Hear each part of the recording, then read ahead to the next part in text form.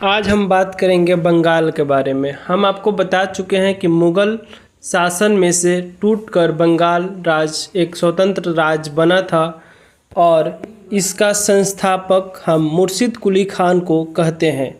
बंगाल के राजा को हम लोग नवाब कहते हैं। मुग़ल साम्राज्य में आने वाले प्रांतों में बंगाल सर्वाधिक संपन्न राज्य था। मुर्शिद कुली खान स्वतंत्र शासक था, परंतु ये नियमित रूप से मुग़ल बादशाह को राजस्व भेजता रहा। मुग़ल बादशाह खान ने अपनी राजधानी ढाका से मुर्शिदाबाद भागीरथी नदी के तट पर हस्तांतरित किया था। इसने इराजदारी प्रथा प्रारंभ की तथा कृषकों की तकाबी ऋण खेती के लिए अग्रिम कर्ज प्रदान किया। इसका उत्तराधिकारी इसका दामाद शुजाउद्दीन हुआ। मुर्शिद कुली खान ने 1713 से लेकर 1727 ईस्वी तक बंगाल का नवाब बरकरार रहा। इसके बाद इसका दामाद शुजाउद्दीन 1727 ईस्वी से लेकर 1739 ईस्वी तक नवाब रहा। फिर 1740 ईस्वी में गिरिया का युद्ध हुआ, जिसमें सरफराज को मारकर बिहार के सर सूबेदार अलविदा खान बंगाल का नवाब बना। हम आपको बता दें कि शुजाउद्दीन के बाद सरफराज बंगाल का नवाब बना था, जो केवल 1739 से 1740 ईस्वी तक यानी मात्र एक साल नवाब रह सका था। 1740 ईस्वी में गिरिया के युद्ध के बाद अलवर्दी खान राजा नवाब बना था। ये 1740 से 1756 ईस्वी तक नवाब रहा था एवं यह मुग़ल को राजस्व देना बंद कर दिया। इसके शासनकाल में बंगाल इतना समृद्धशाली बन गया कि बंगाल को भारत का स्वर्ग कहा जाने लगा।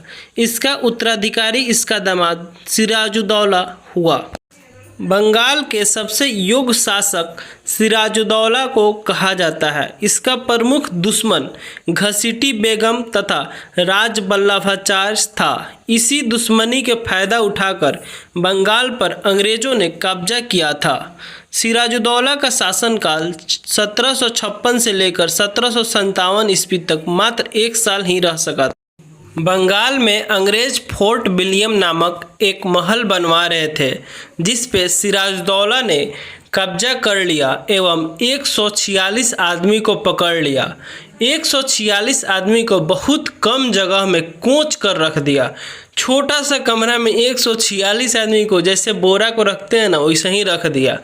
और कह लो कि जब सुबह में गेट खोला गया तो देखा गया कि 146 आदमी में से 123 आदमी की मौत हो चुकी थी, मात्र 23 आदमी ही जिंदा बच सके थे।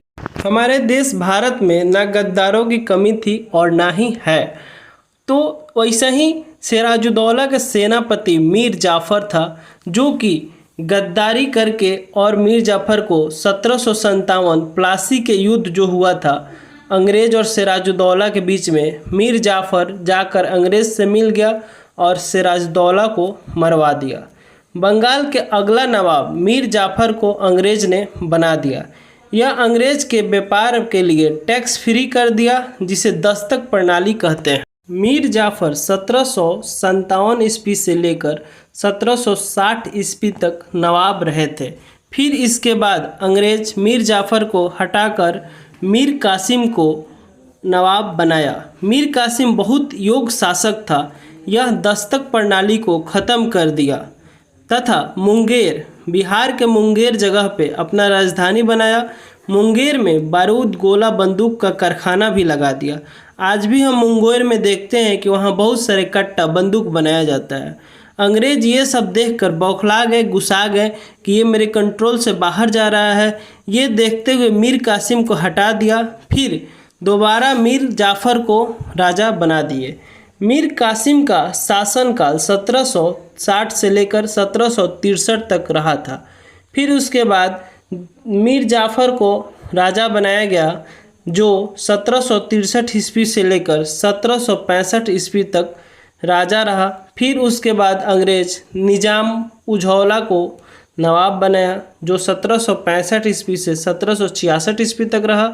फिर सौफ उजौला बना, जो 1766 ईस्वी से लेकर 1770 ईस्वी तक नवाब रहा।